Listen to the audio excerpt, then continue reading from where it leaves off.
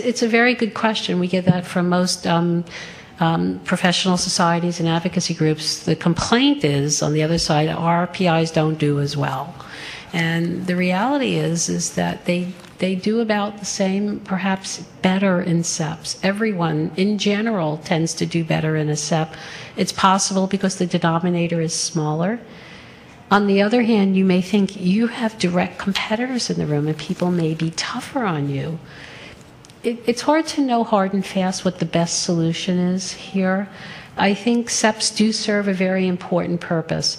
And without the cover letter, an application that has chronic fatigue syndrome words in it anywhere is going to go there by default, whether the PI wants it there or not.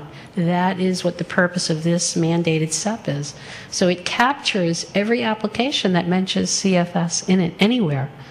Even though it may not be the focus of the application, if it's in there and the applicant didn't tell us where to review it, it's going to go there.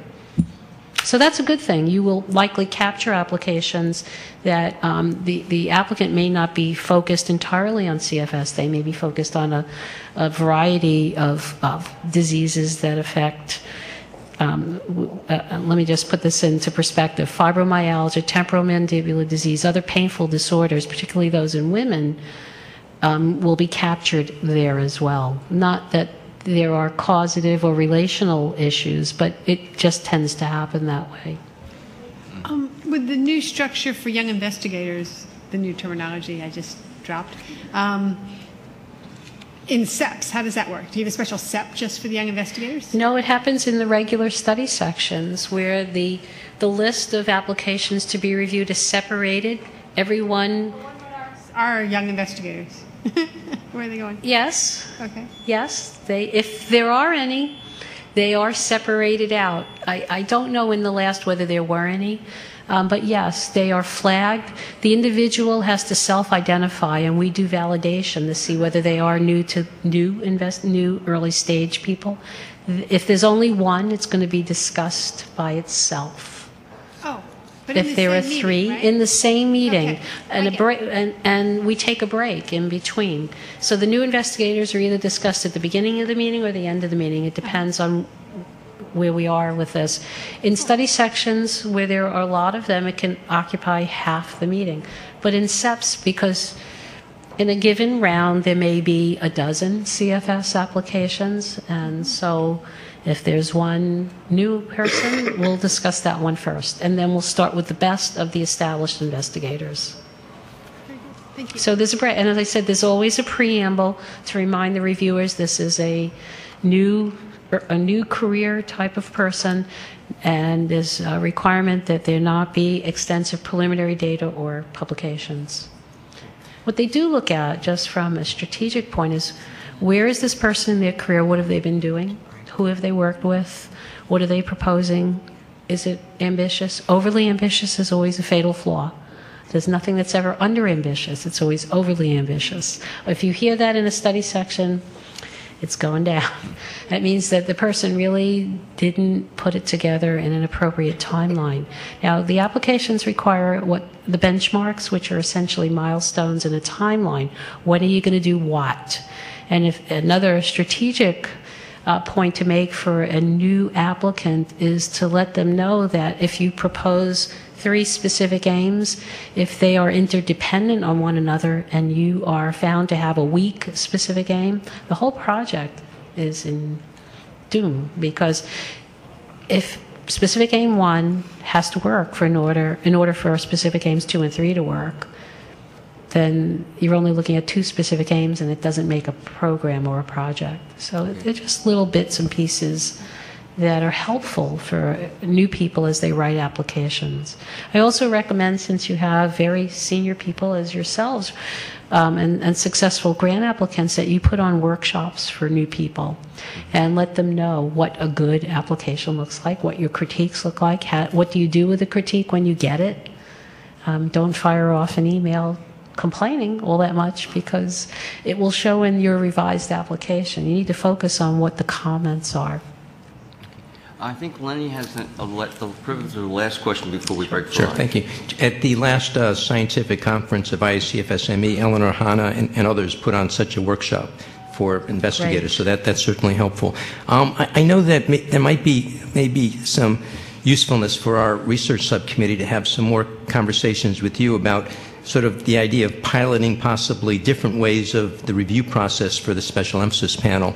And I know that some reviews now are occurring completely by telephone. Some are being in place in Washington or Maryland. I'm just kind of wondering, the SEP, has there been a decision made as to whether people are coming together to review the things, or is it being all done by telephone remotely? Well, we do it different ways depending on availability of reviewers. We try to judge that as far in advance as possible. And numbers of applications, all of those drive the way we do it. Our goal is to get the best reviewers any way we can. Okay, thank you. Well, thank you very much. Hopefully you'll see more applicants from these older guys as well. These are great times. You really ought to encourage, especially the new investigators, to come in. The rewards are tremendous right now. Thank you very much. We're going to take a... Well, we are scheduled to reconvene at 1:30. Chair's discretion, but, you know, you've really, by the time you get to lunch, you've got 45 minutes if you're lucky. Okay. So I suggest reconvening here at 1:30 as originally scheduled. We've got 2 hours of scheduled committee discussion and refining of recommendations and so forth. Okay, folks, if the committee can reconvene, we do have a quorum and the chair is back at the table. And I have been apprised, Jim, that 2 members have flights at 5 p.m. and to the extent that we know that shortens, we had 3:30 for comments from the departing members, but with an eye particularly toward 2 members who have to catch earlier flights, and then we would be dangerously close to losing a quorum. Okay. If you could help expedite your committee to that end, it would be helpful. Okay. Thank you. We'll try to meet that goal. At lunch, I don't think there was... except for Lenny, many chairs that were able to get their committee together, although I wasn't over in support of care quality for life. I don't know how much you got done. Both subcommittees met. But not, did all 3? Yes. Okay, well then, I apologize. I was so busy You could only eating lunch, attend one. and I could only attend one, which was Lenny's. Why don't we start with, is either of you 2 have to leave early? All right. Well, why don't we start with your committee report? Rebecca's going to do it. Actually, I'd like to ask for about 10 minutes. I've gave my jump drive to someone to get a copy of something, All right. because we do have a recommendation, but it's on the jump drive and I don't have it. Okay, so you're going to go to the jump drive. Chris, what committee are you on? Oh, he's with you. So then, all right. Lenny, could you go first again as usual? I'd like to make a very quick report. This is basically my 2 other subcommittee members aren't here for different reasons. But I do think that we had a very productive exchange just over the last hour.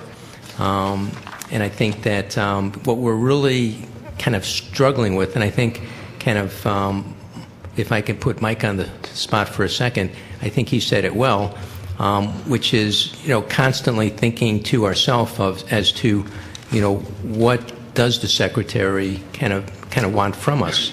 And I think kind of Ron and Art have spent some time trying to think that through, and our research subcommittee wants to be useful, wants to be effective. But I think to the extent that we can have maybe more dialogue with that office and actually kind of talk to them about some of the recommendations that have been made, talk about some of the barriers that occurred, talk about some of the things that have actually been implemented. And if we could do that on a regular basis with either the chair of this committee or you know, some capacity, I think that would be extremely helpful. Let me turn things over to other committee members. Eleanor, Mike, do you have any further comments to make in terms of our research subcommittee? I don't. Okay. Well, as an ex officio member of it, I thought there was a productive short discussion where I think it was